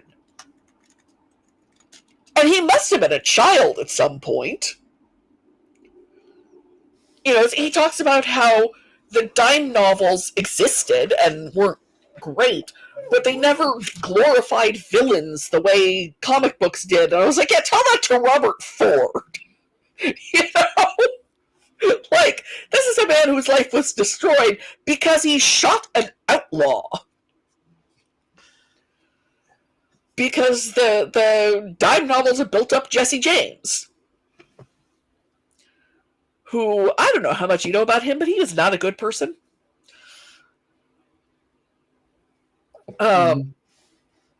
He fought for the Confederacy, did Jesse James. I saw. It reminds me because I saw an old it's an old cartoon where they had Sylvester as the Union and Tweety as Confederate, and Yeah, Tweety was supposed to be the good, was the quote hero most of these stories. So it's probably Tex Avery. I will say that there's one where Yosemite Sam is the Confederate, and Bugs isn't a Union officer. He's just trying to get down south, and Yosemite Sam is trying to stop him. But because there's a drought up north. They want to eat carrots and stuff. Yeah, exactly. But he goes all in on making Yosemite Sam Confederate officers suffer. It's fantastic. But there is also a lot of ignorance in history in the comic scare. Like, how dare they show thing that is just, U.S. history. So I think it, more than the anti-communism thing, I think it ties back to the 50s quest for conformity. Comics showed... Let's go back to the 20s where people were good and everything was nice and good instead of the 10s or 30. I mean, the 20s is prohibition, so But they had those flap dancers and oh yeah, my grandma was a flapper, so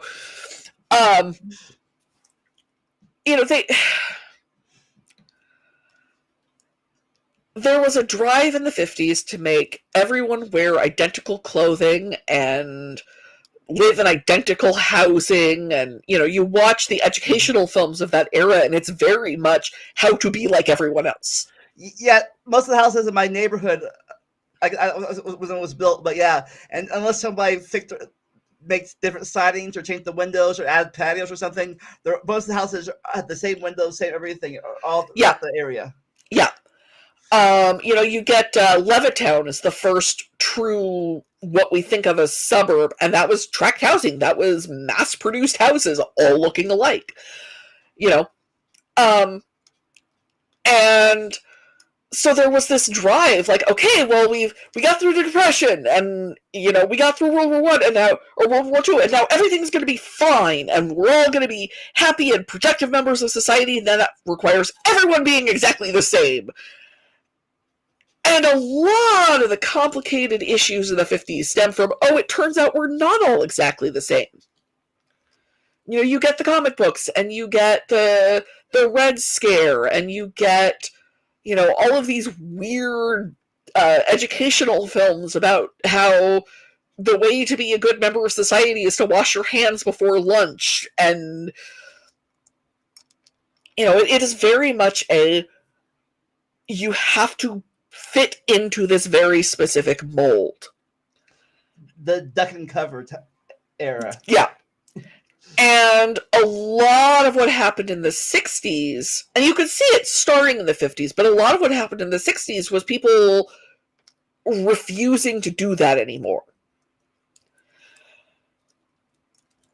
But the comics code is part of, no, you have to be exactly like everyone else. And I don't understand why you would want to do the thing. It's hard to pin down the one line from the book that makes me angriest. But if I were going to try, well, it would be the one about how he can cure dyslexia. But another one that's high on the list is he talks about how highly spiced food will ruin you for simple bread and butter and the finer foods. And now I am from Los Angeles County. And what that means is that I grew up with a lot of people for whom bread could mean tortillas. Or, we don't eat bread, we eat rice. And their finest food just basically is fire. You know, I love spicy food, but I don't know about you, but I've limited the spiciness. I can eat spicy stuff so far, but if I get something too spicy, I just get hiccups like crazy. If all it is spicy, it doesn't appeal to me, which means I don't want it too spicy because then I can't taste all of the other flavors. But, you know, in high school, one of the things I liked to do most was go over to my best friend's house and eat her mother's homemade enchiladas. That her mother's mother had brought the recipe from Mexico when she immigrated to this country.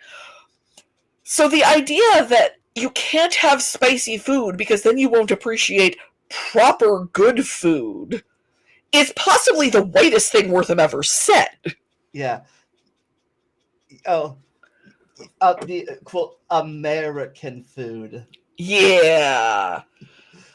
Is that even a thing? Is there? I mean, a pure. First off, is it mostly American food, like from all over the world coming here and yeah. stuff? Well, first off, America is too big. You know, it's like the idea of there being European food or Asian food.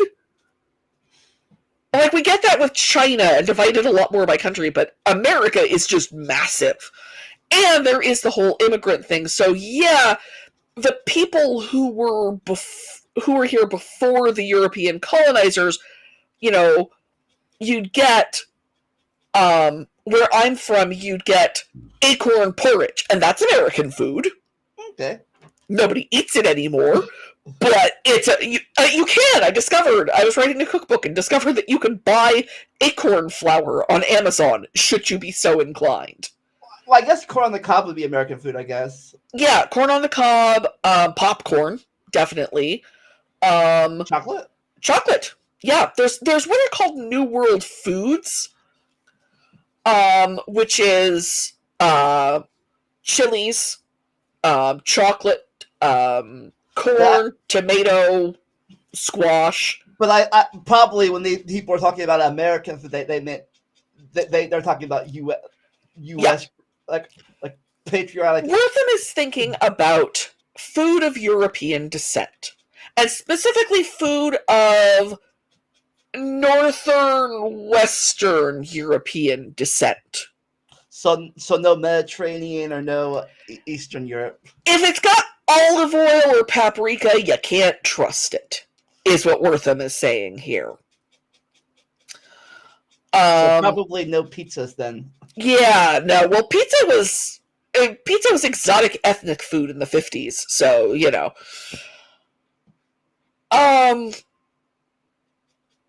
So he was an immigrant, is what I would go back to every once in a while. And the problem is he was a German immigrant, and vast amounts. The reason they never locked Americans of German ancestry wholesale into internment camps the way we did with the Japanese is you'd have to lock up literally like half the country. If I remember correctly, there are more Americans of German descent than any other European country. So, you know, things changed for him when he moved to the United States, but not as much as they could have. So he clearly assimilated very, very quickly. So was he one of the immigrants that Sultana was discriminated against when he moved in? Well, it was always because he wasn't Jewish, and because he was a doctor. It was a lot easier for him, and he was German. It was a lot easier for him to get into the country in the 20s. Okay. You know. He was very privileged that way. So it wasn't like one of the like the Irish thing or the Mexican thing or something like that. It was just No. There was some feeling that way about Germans, but that goes back, 100 years before he got here. Things were fine for him. And again, he was a medical doctor by the time he got to the United States. And not from some weird suspect country like Cuba, but from a good, wholesome country like between the wars, Germany. Of course, Cuba was a thing, but wasn't a communist thing. But yeah, no, I'm just saying that there are a lot of cases of people from places like Cuba who have medical degrees that would hold up in pretty much anywhere, but the United States doesn't recognize them, so they end up doing grunt work, and it's awful. But Rhythm didn't have that problem because Germany counts. So he got lucky. He was in between the wars while we were still when we weren't fighting them at the time. Yeah, he came to the United States just a handful of years after World War I ended. And the United States was doing its level best to forget that World War I had ever happened and go back to isolationism. So it was fine. And, he was working with poor people, so somebody needed to do it. And because of his ancestry and because of his educational level, he was able to fit right into American culture with no real problems. And every once in a while, you'll be reading something in the book and you'll think, oh, this child's parents are quite possibly illiterate in any language. Certainly, English is not their first language. And they are trying to raise a child with emotional problems in poverty in the United States. Yeah, obviously the problem is comic books. And it's so frustrating because I know the level of work he was capable of, and he was not doing that.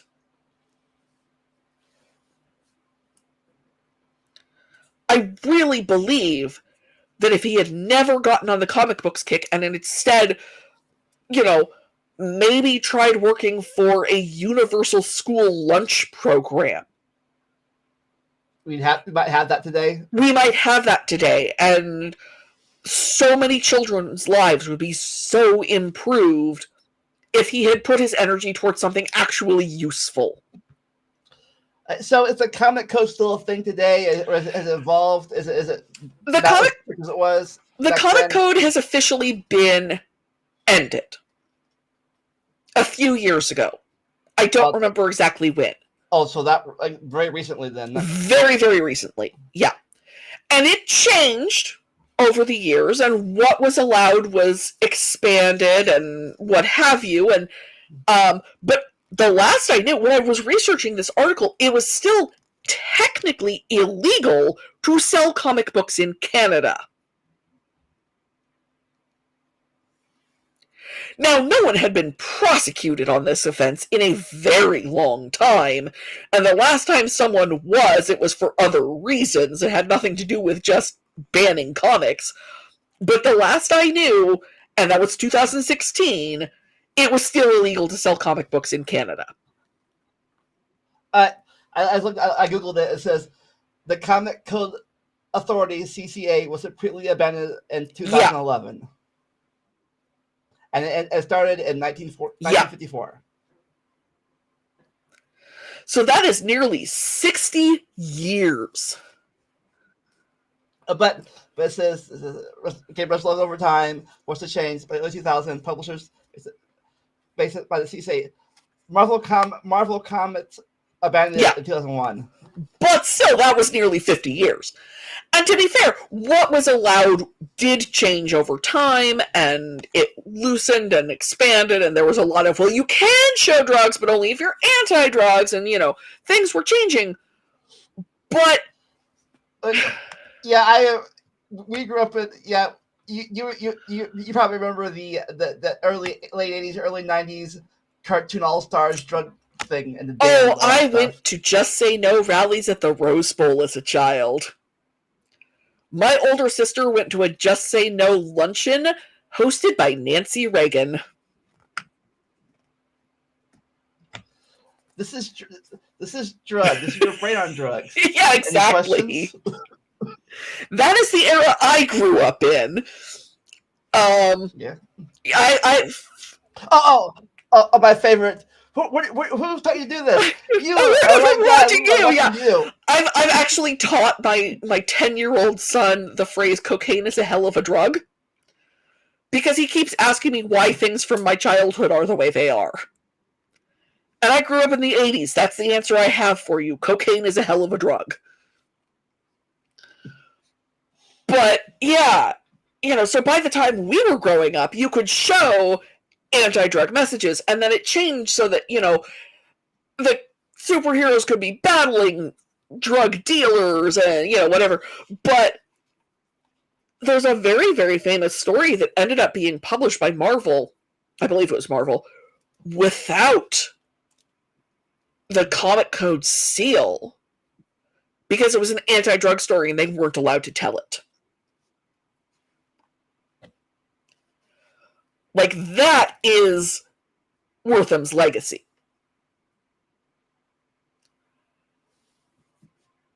This was the code was like the seal of approval. Yeah. It was like in Hollywood for many, many years, you could not release a movie from one of the major studios without the seal of the production code on it. You would not get distribution.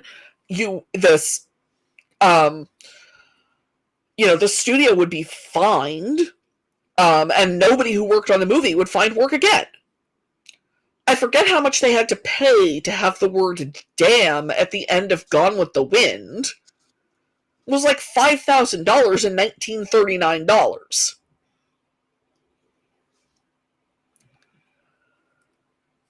But even there was at least a little bit of filling, right? You could have movies that were aimed at adult audiences as long as there was no content in it that was not appropriate for children, which is a hell of a tightrope. Let's see, 5,000 in 1939 would be 109,000 today. Yeah. Which is, not a huge portion of the Gone with the Wind budget, but it's not peanuts either.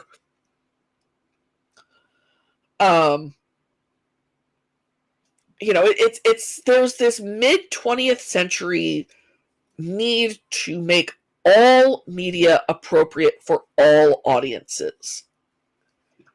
And I am not going to be a defender of the ratings people in Hollywood today. I have a lot of problems with the ratings people in Hollywood today, but I would rather have a good rating system than an outright ban.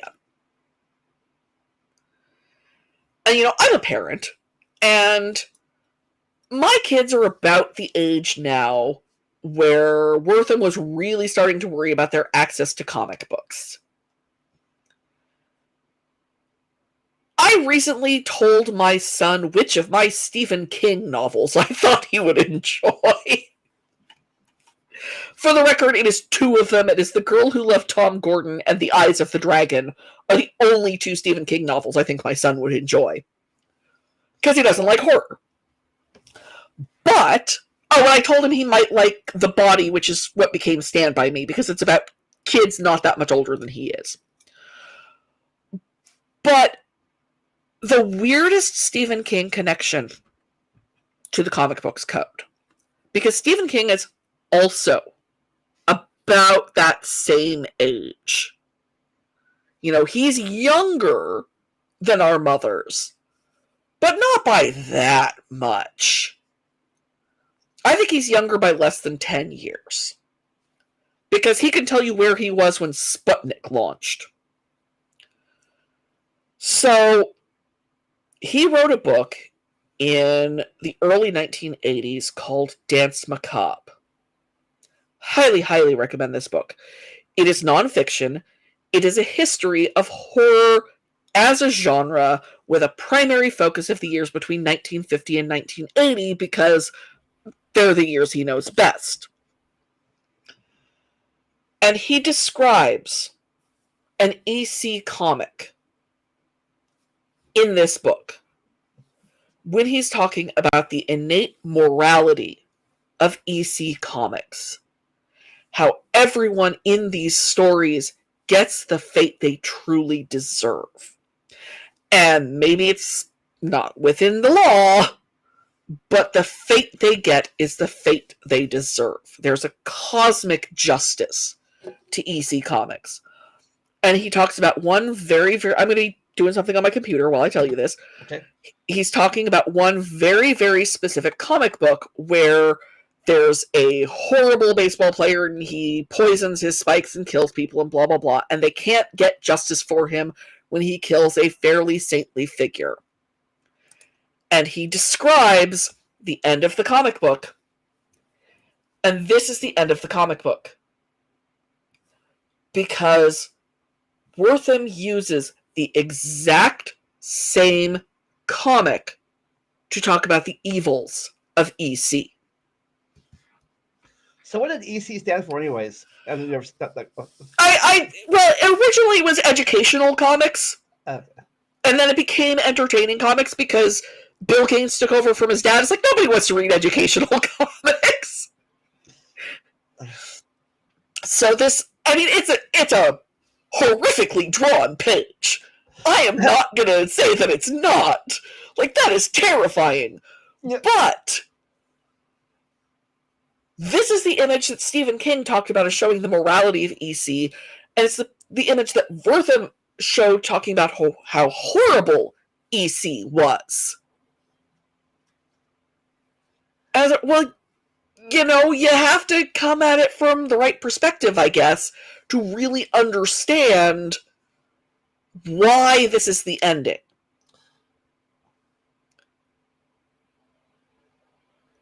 And the ending is, to use D&D terminology, and boy would he have been satanic panic on that, I'm sure, the ending of the book is neutral good. Or possibly chaotic good. And Wortham was mad because it wasn't lawful good. They can't get justice any way but taking it into their own hands. So they did.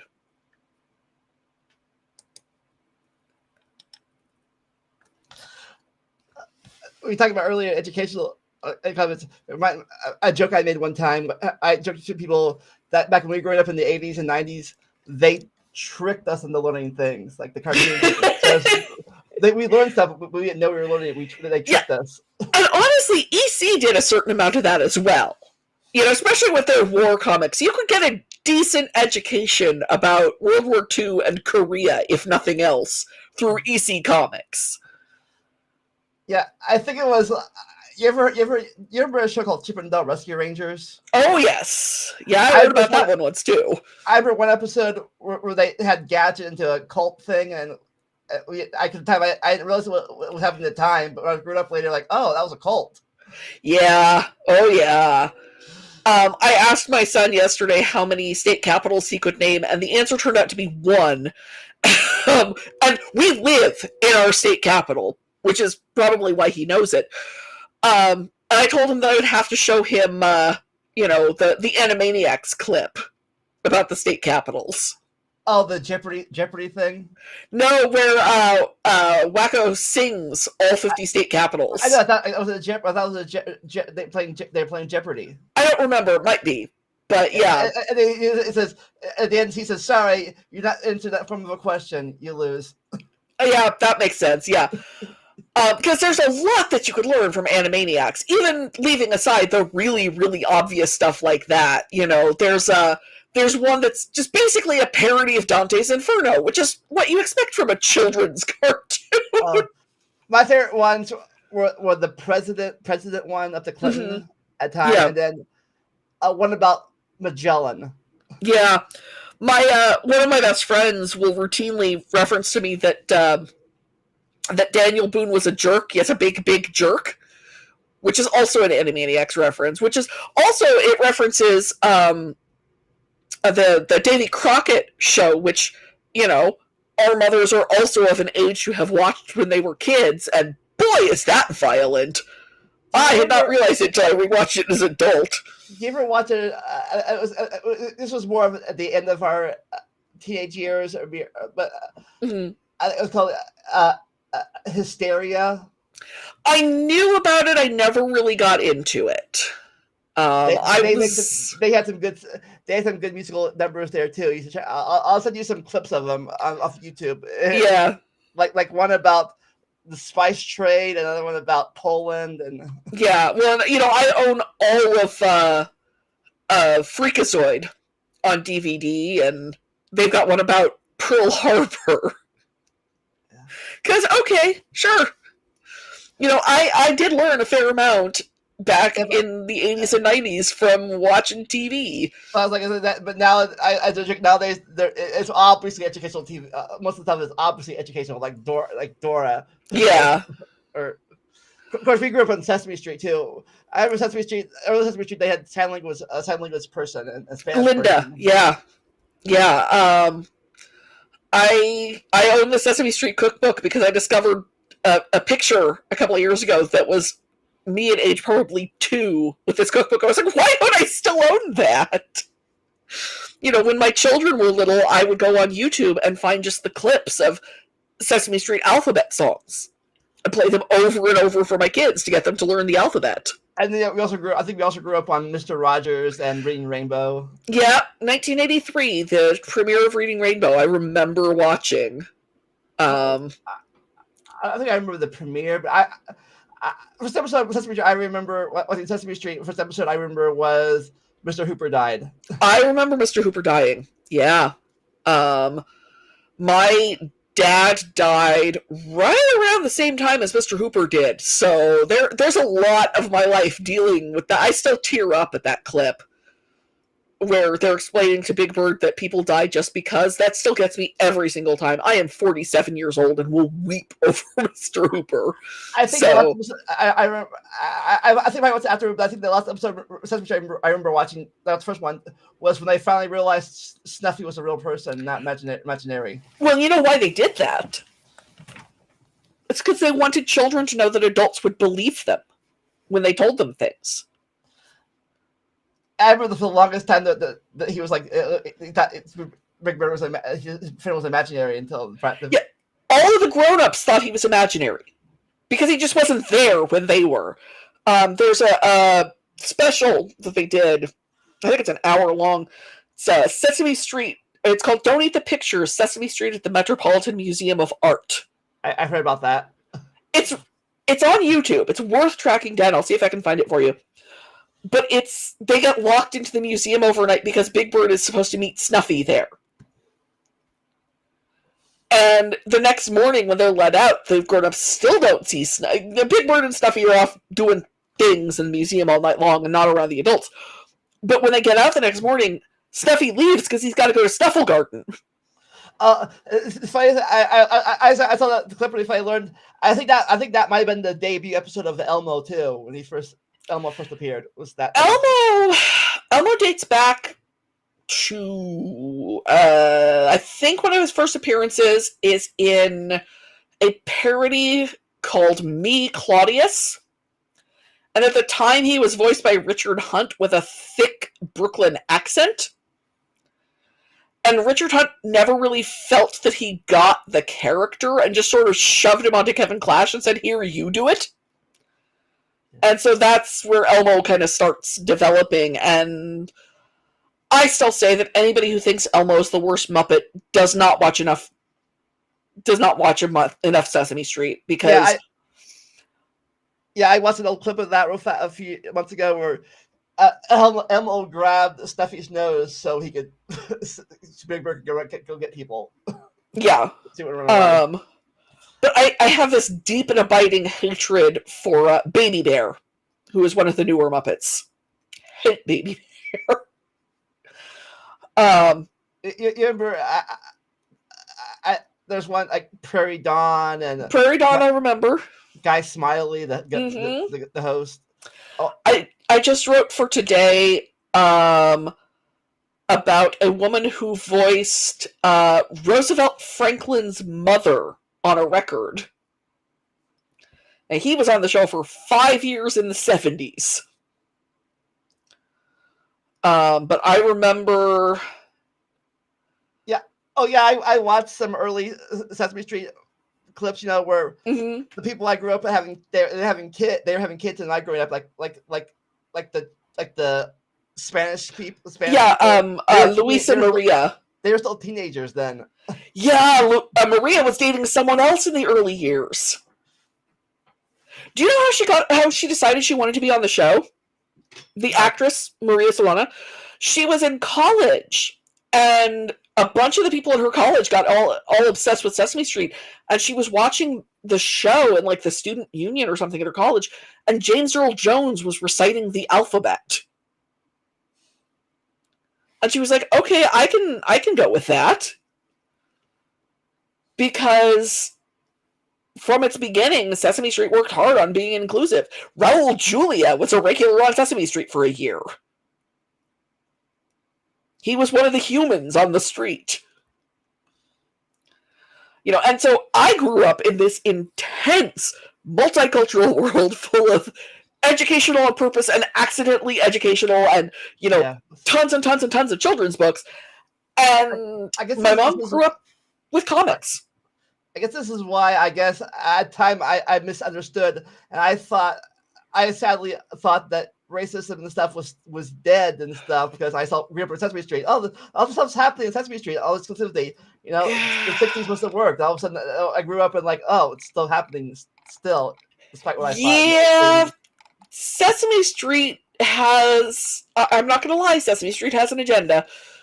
They really do want to be healthy and wholesome and multicultural and all of that, but the reality is this is the world we live in. This image, by the way, is Brown and versus Board of Education in front of the Supreme Court. This is the girl that case was about.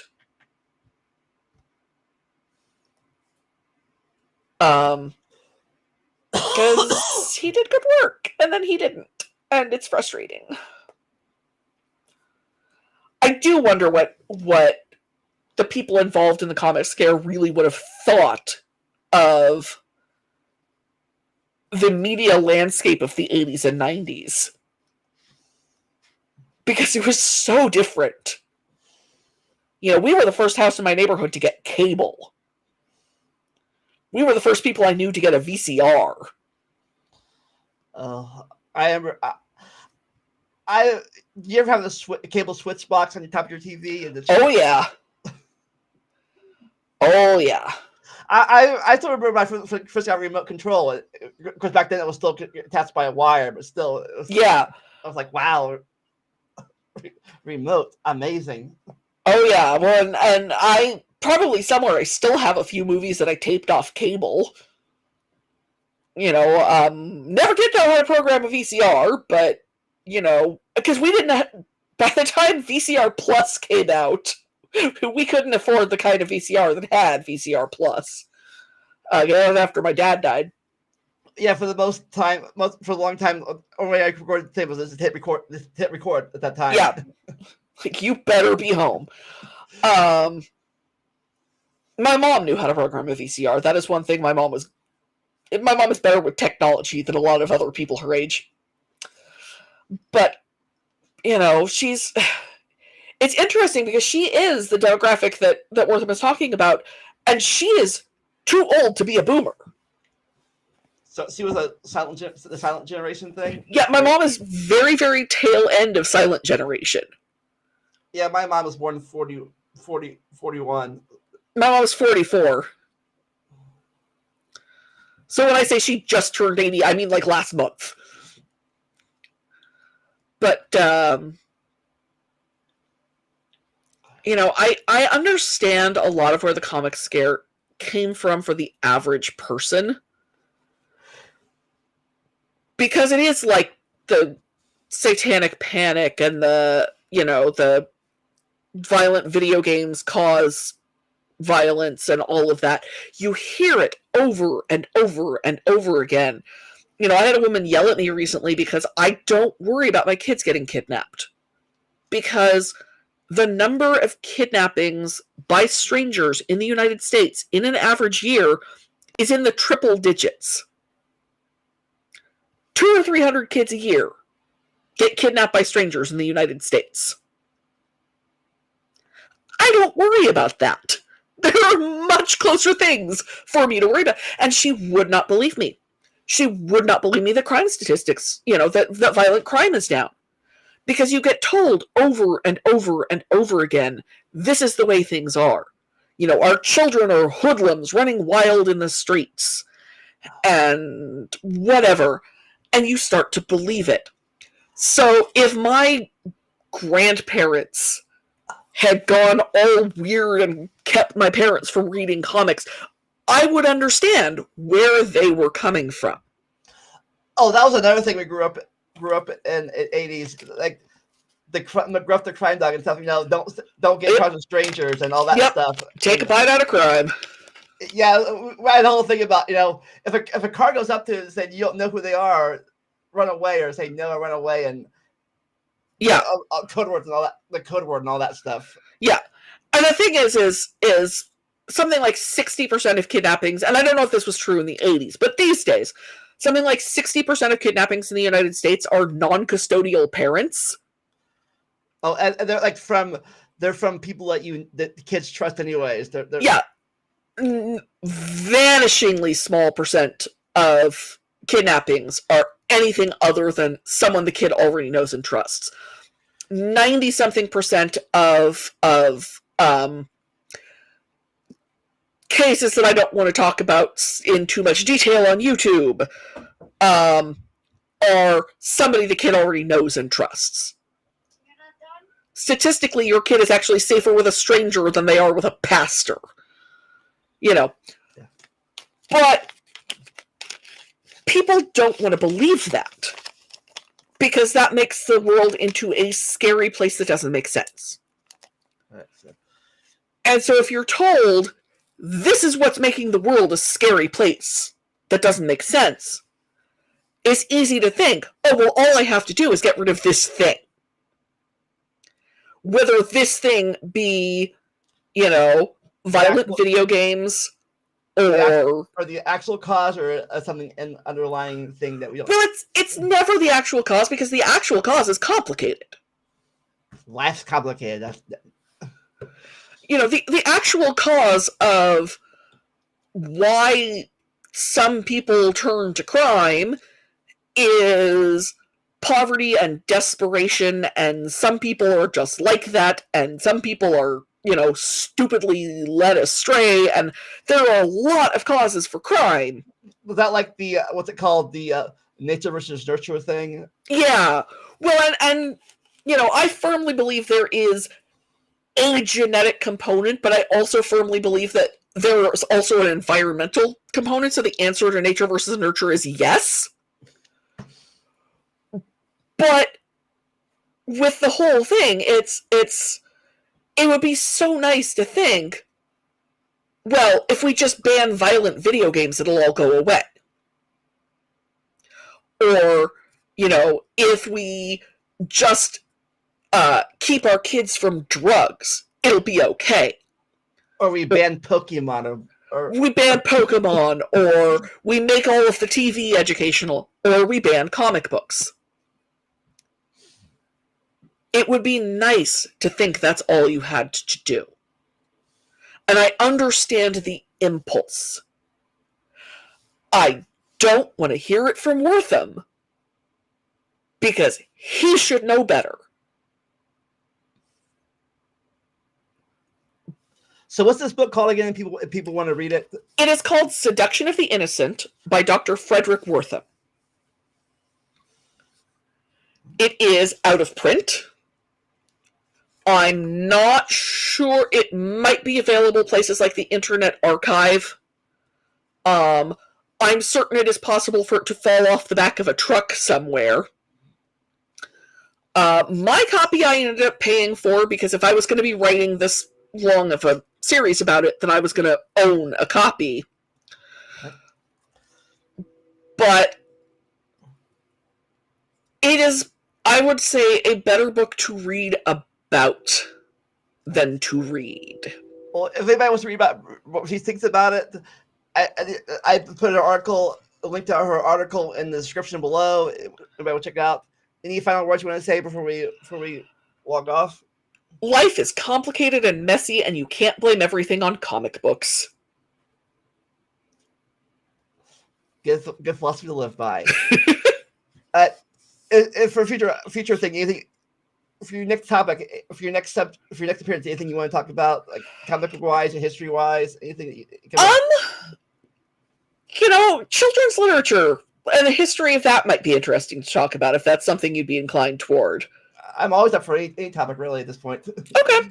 Yeah, let me know. Hit me up if there's anything that you particularly want someone to talk about. You can always ask if I know anything. If you haven't seen it yet, go watch. I published a movie yesterday of all of Julian's past appearances, of all the history documents from the Declaration, the Articles, the Constitution, to the amendments. We talked about a whole movie of them uploaded yesterday. Check it out, and then episodes if you want to see them. Check that out. Anything all right. As always, never stop learning and enjoy the randomness. We'll see y'all next time. Oh, that reminds me.